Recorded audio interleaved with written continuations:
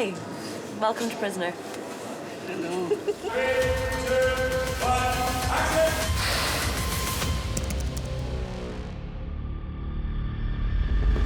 Where is everyone?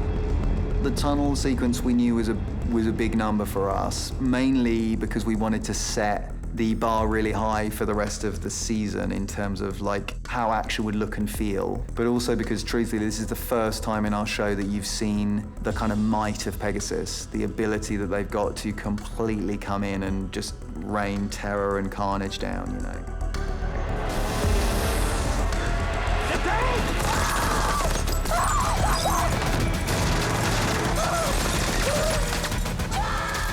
Oh no. Oh dear. And I don't think Joe's death hits her until later on. There's moments where it comes out. Everything moves so fast in the world of Prisoner that it almost doesn't give you time to grieve, to take a breath. So this is our different types of brain matter. We have a little bit of pre-made silicone pieces that are cut up and mixed with some blood. Just that creates like brain matter. And some like shredded cotton wool, so this is tissue, breakfast cereal, anything. That's all in here. And then to really gross it up a little bit and get a bit of brain in there, we just mush up a bit of banana and squish it in. It's quite nice to be able to put the gloves on, because sometimes on set you don't have time to put the gloves on. Yeah, so it's under your nails for days afterwards. Everyone just looked a little bit mental all week, and it was like a night shoot. That sequence in the original script was set in somewhere completely different. It was a country road, and it was a sort of ambush coming out of the woods and this kind of stuff. It was a much more, one could say, sedate version of the story. And actually the way to make something more claustrophobic is walls and roofs, right? So the tunnel became a really interesting new idea, which was if they're penned in from both ends and there is literally no way out. Yeah, the tunnel, that was insane. I've never done anything like this.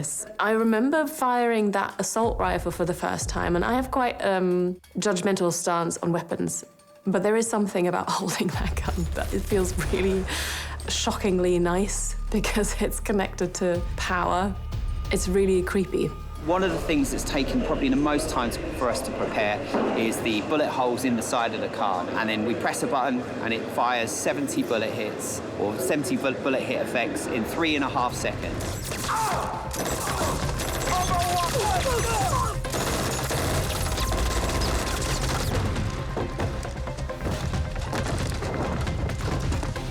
The sound of that inside the echoey sort of kind of tunnel was pretty wild. We shot probably well over 10,000 blanks over the 4 nights. And one thing that's a secret that not really many people know, particularly the hire company doesn't know, is that we've done most of these effects in vehicles that are hired. So the premise was do not destroy any vehicles. And I'm very proud to say that we've damaged no vehicles in the filming of this sequence.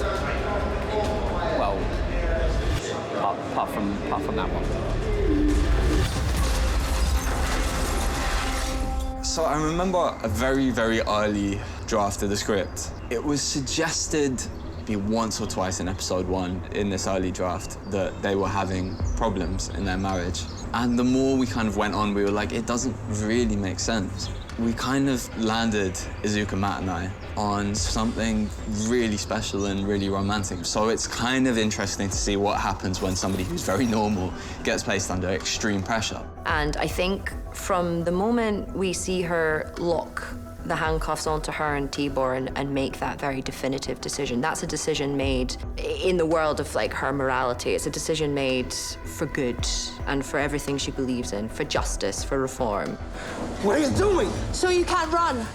You handcuff those two people together, someone with a moral barometer, someone with no morality at all, then you've suddenly got a drama in how they navigate the world, how they escape, what they do. I remember the first day we started to shoot with Otto. I was a little scared because he is so fast. I mean, he shoots really, really fast. Listen, you've got an assassin, a minute behind you. He's trying to kill you. Run. And that's kind of cool in a way. Shooting that fast helped me to be in the heartbeat of my character and of the situation. because it's an action thriller. We gotta be fast anywhere we're chased, so we're on the run. So we had between 5 and 6 cameras rolling the whole time. The tunnel would get closed at 7 o'clock in the evening. We would be all lined up just outside the tunnel, all ready to go. And as soon as the tunnel was closed down, the road street, we'd head in there and we'd all get into position. I remember coming home at around 4 a.m. or 4:30 and then lying wide awake for a good hour. I had to read a book to calm down because the adrenaline was so high. You just sort of start to piece together the story shot by shot, moment by moment, knowing that the clock is ticking, knowing that, you know, the road is going to open again in a couple of hours. But there's an adrenaline to that actually, interestingly enough, feeds into the scene itself. You know, it means that everyone is working in a way that suddenly the scene feels pumped and propulsive and dynamic. And so, yeah, I love what we got for that sequence.